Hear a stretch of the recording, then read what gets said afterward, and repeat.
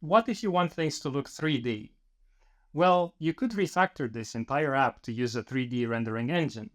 Some people already ported the code in phase 1 to use ThreeJS, or even used other programming languages to do it. So what I'm going to teach you now is not the only way to do it, and I'm not really sure I recommend it. I mean, if you really want to make something 3D, use a library. It will take care of cameras, lights, and a bunch of other things, making the end result more professional. But I think teaching you this is still interesting because I like the way it looks, and getting this to work was actually easier than I thought. You may also find the math interesting since it touches on some principles of how 3D renderers work, even though they mostly use triangles or voxels, and we won't be doing any of that. I promise I'll stop here and we won't go to higher dimensional spaces. Get it? No? Because I have that video on how to calculate distances between points in higher dimensions, and no. Gonna code, debug, and have fun. Coding with Radu, coding with Radu. Gonna prototype and design. Coding with Radu, coding with Radu. Let's code now. Let's start converting our 3 points here into actual trees. So instead of pushing just P here, we're going to push a new tree at P with this given tree size. Let's go to index.html and import a tree object. And I'm going to copy here this viewport, and the trees will be inside of items/tree. The buildings will be also in items. So let's go inside of JS and create the items folder. And then inside of items, we are going to have our ThreeJS. And this is going to be just a simple class, again, with a constructor at the given center with the given size. Let's also store these as attributes, center, and the size. And by the size, I mean the size of the base of the tree. So let's make it clear. And the draw method for now is just going to draw a point at the center with the given size, and let's make it green this time so that we know when we test if it works, or if we're testing some wrong version. Now, this code won't work directly. We need to refactor a little bit here in world.js. You see here where we are checking to see if we're too close to other trees, distance between tree and point makes no sense. So we need to take here, instead of tree, we add tree.center. And also when drawing here at the bottom, everything, we don't need to pass these styles to the tree anymore because the tree knows to draw itself. So let's save this and refresh.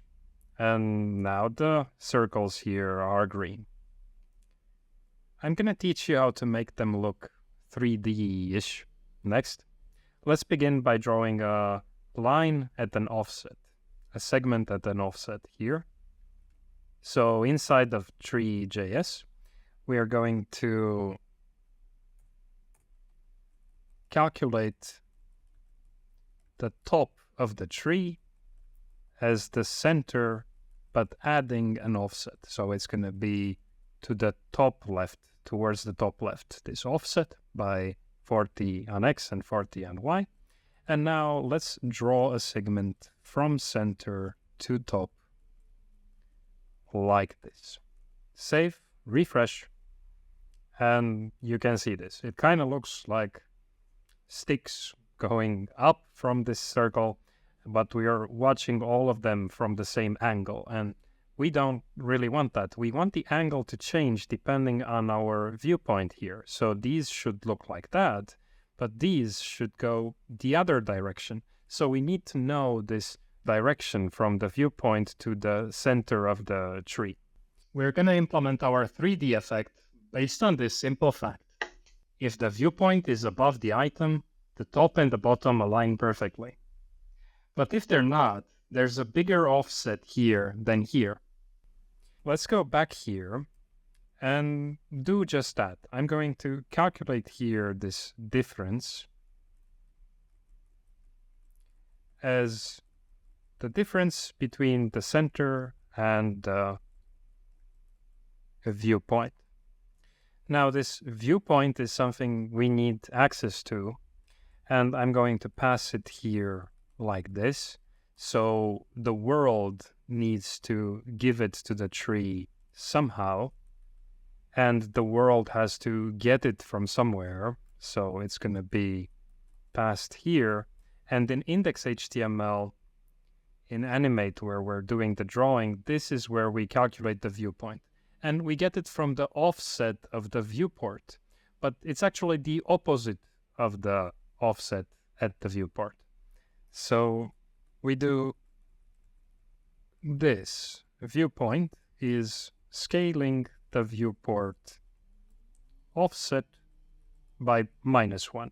And we pass it here to the world like that. Save, refresh, and it doesn't work. I think we forgot here to pass this diff here instead of our hard-coded value there. Refresh. And now we get something more like it. It looks like these trees are really, really tall things here. Maybe too much. Basically, if we focus on this one tree here, it's now this distance from the center, and it's going to have this length, the same distance as that. So it's way too much. Maybe we can go with half or even less. So I'm going to go here inside of ThreeJS, and this difference, I'm going to scale it. I will type here, scale the difference by 0.5. Save, refresh, and now this effect is not so pronounced anymore. So I think it can be even a little bit less, and we can take this out and call it maybe height coefficient. And this is going to be here a parameter, and it will control the height pretty much. Let's set it to 0.3, and here height coefficient equals the height coefficient, so that the tree knows how tall it is. Save and refresh. This looks about right. Now we're going to start styling these trees, and we're going to form them from many levels stacked on top of each other. We're going to go here, and let's define our level count, how many levels we want the trees to have. I'm going to put 7. And let's loop from level 0 to level count, level ++, and get a t value that we will use in interpolation. So this is going to be between 0 and 1. Maybe should take special consideration here when dividing by 0 if level count is 1, but I don't bother with that now. And then the point that we will use at each of these levels is going to come from linear interpolation between the center and the top that we calculated previously using this t value. And now we can just say point draw in the same way that we did the center, And actually, we don't need to draw the center anymore because it's already taken care of at level 0. That's the bottommost circle now. So let's implement this lerp2d function. It's actually not here yet in utils. We have lerp, but this lerp2d is just lerp applied on the x and y components of the 2 points. So like this. Save, refresh, and now we see kind of like a cylinder there made of 7 different circles on top of each other. Let's give them a different color so that they come brighter towards the top. And we go back here in ThreeJS. I don't think we need this segment here anymore. Instead, we go here and say the color is equal to, and we're going to interpolate again using the simple lerp this time for just the green value in this color. So we're gonna go between 50 and 200. These are just values that I like how they look. And I added some values for red and for blue as well. They are quite low values, so they just control the shade a little bit. And now this color, we can actually just pass it here like so. Save, refresh, and now this cylinder looks like that. Next step, we also interpolate the size so it becomes smaller towards the top. And we do that here. Size lerp between this size and 40. I just chose as a value that looks good to me, but you can play with these values if you want. Now let's pass this size here. I think this should work. Save, refresh, and now the trees look like that. They start to resemble something like what trees are supposed to look like. At least these kind of Christmas trees. Let's make them look a little bit more fuzzy, so this is too abstract for my taste.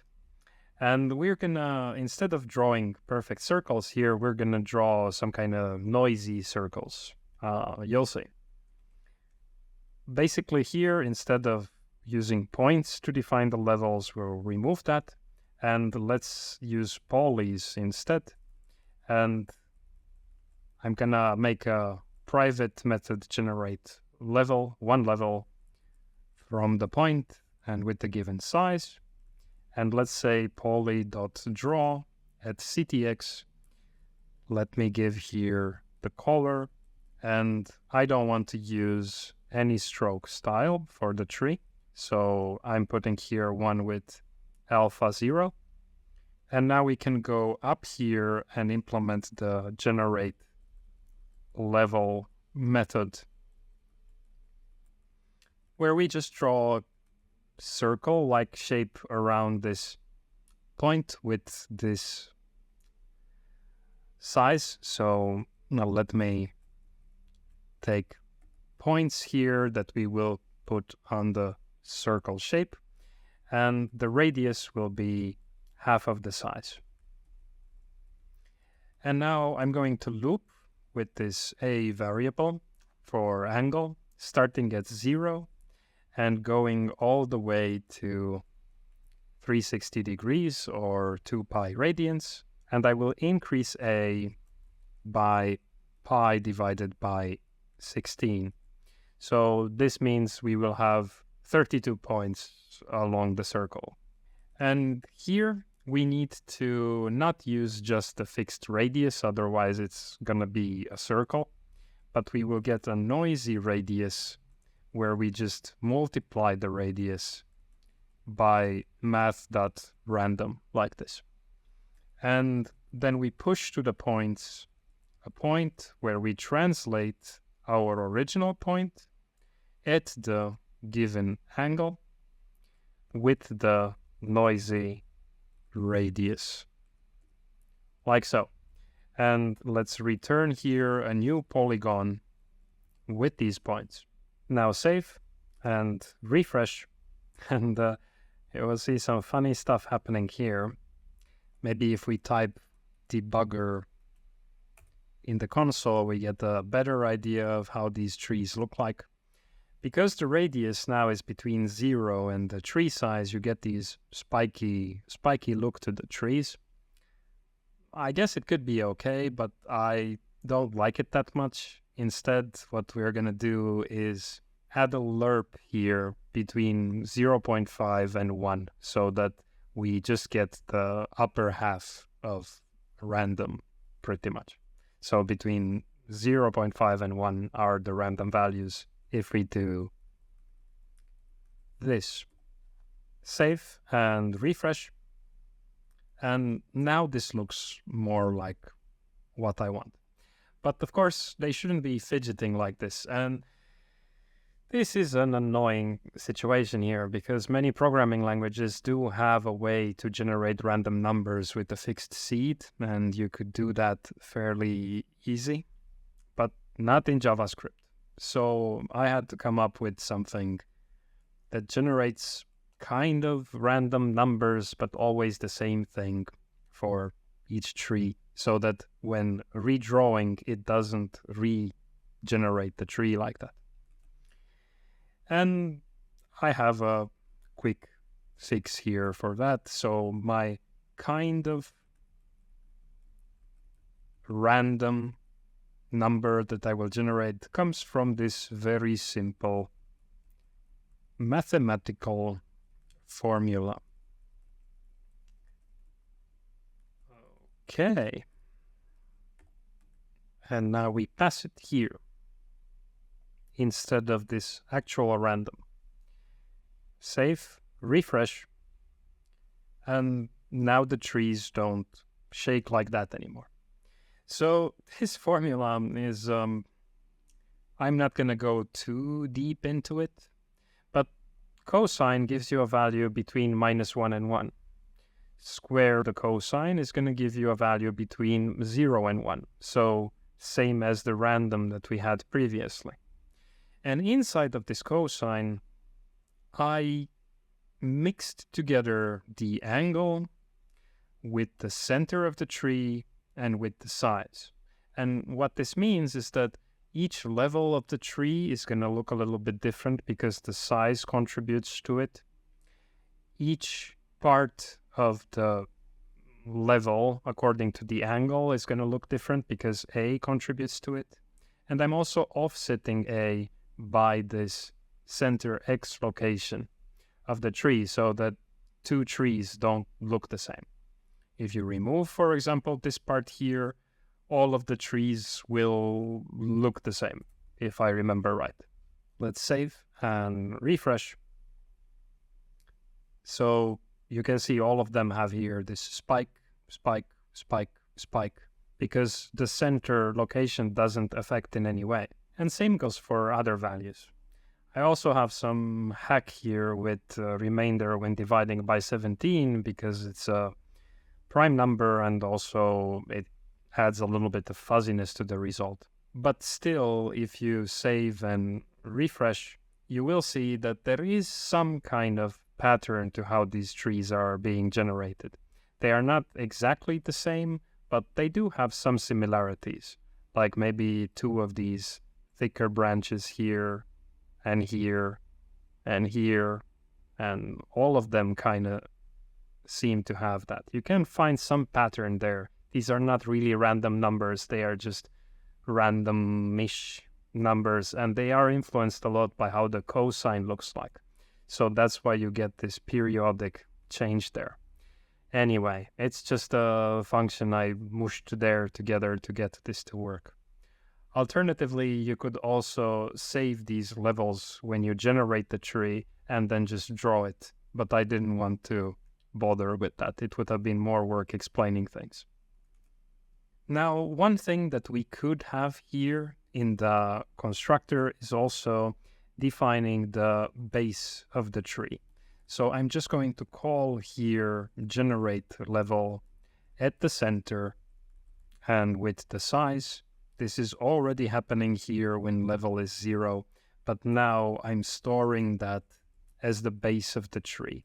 And this is important because this base of the tree is something that the car may interact with. Like if it hits this base of the tree, then it hits the tree pretty much. So the base is giving us segments here on the side of the tree on the bottommost level that we could use. Now I'm gonna remove this. It's just for debugging, so you see what the base was. And we're gonna continue to generate the buildings next. So let's close this tree and the utils. And in world.js, here, this is the end of the generate buildings method. Instead of just having the bases of the buildings, those polygons, we are going to map these to new buildings as well. And we're going to do very similar things for the buildings, starting with, let's fix the situations where buildings were polys previously. So in the generate trees method here, we are using the buildings as polys. We are accessing here the points directly, but the building will also have a base like we added for the trees just now. And that's how we will get the points from now on. And also here, illegal polys, it's not just getting the buildings. Those are going to be new objects. So what we do here is take out just the base from these buildings. And now we have the polys here to work with. In the draw method below, we also have to pass this viewpoint to the buildings. They'll also have a 3D look. And let's go to index.html and include the building similarly as we include the tree here. Building.js inside of items here where the tree is. Building.js. And let's define the building class. So simple class with the constructor, getting a poly for the base and a height coefficient. Let's set it 0.4, a little bit taller than the trees, just to see how it looks like. And now let's store this base here and the height coefficient. And write a simple draw method, ctx and the viewpoint, and draw the base and the context. And let's make it white and grayish, light gray stroke. So let's just debug to see if our refactoring caused any issues. Save and refresh. And now the buildings are white, but no 3D effect just yet. For that, I'm going to go here at the top and calculate the top points on the ceiling of the building. So top points is taking the base points and remapping each point to something else. And here we type add this point, scale, subtract p viewpoint, this height coefficient. Like so.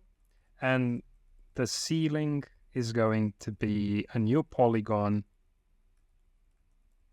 from these top points. This formula here is the same that we used here in ThreeJS, but it's divided. So we have first add, scale, and then this diff is subtract of that. So add, scale, subtract. It's the same thing. Now let's draw the ceiling as well. I'm gonna do the same thing as with the base, but the ceiling.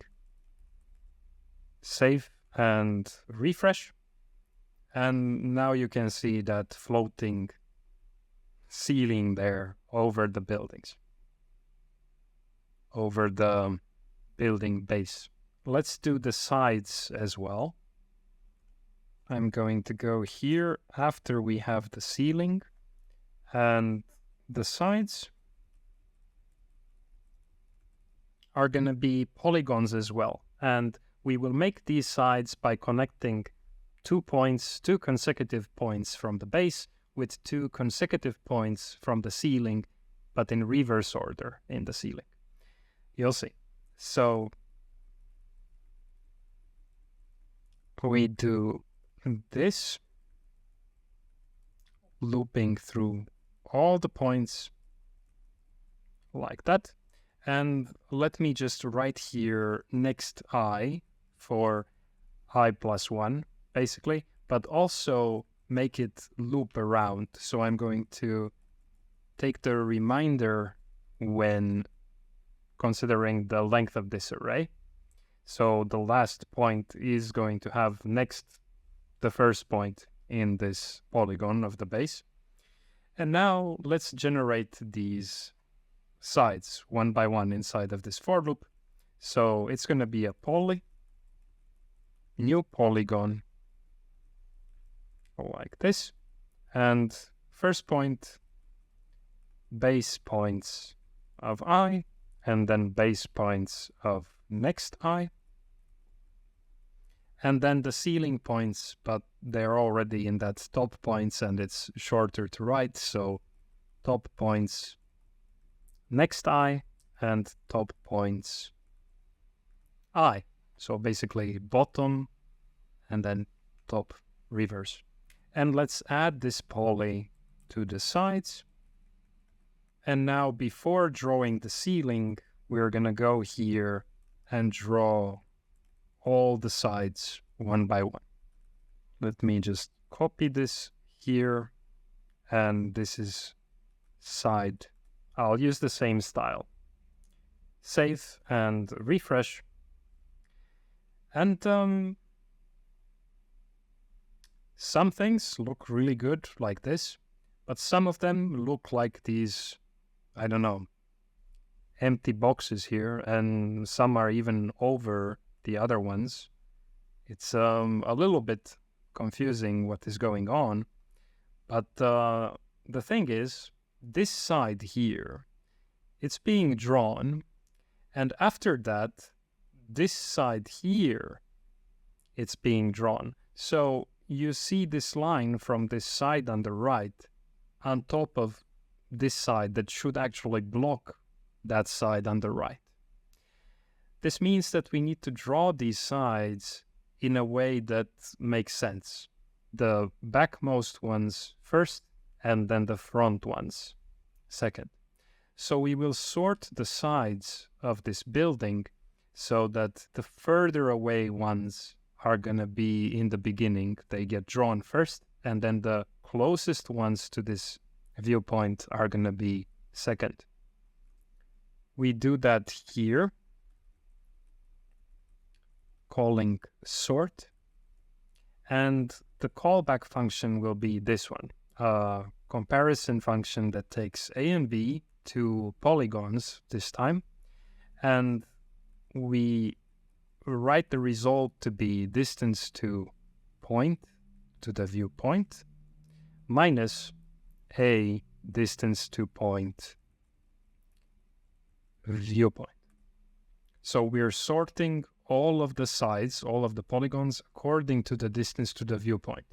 But because we write it in this way with B first and A second, it means that we sort in reverse order. So the closest ones are going to be the last ones to draw.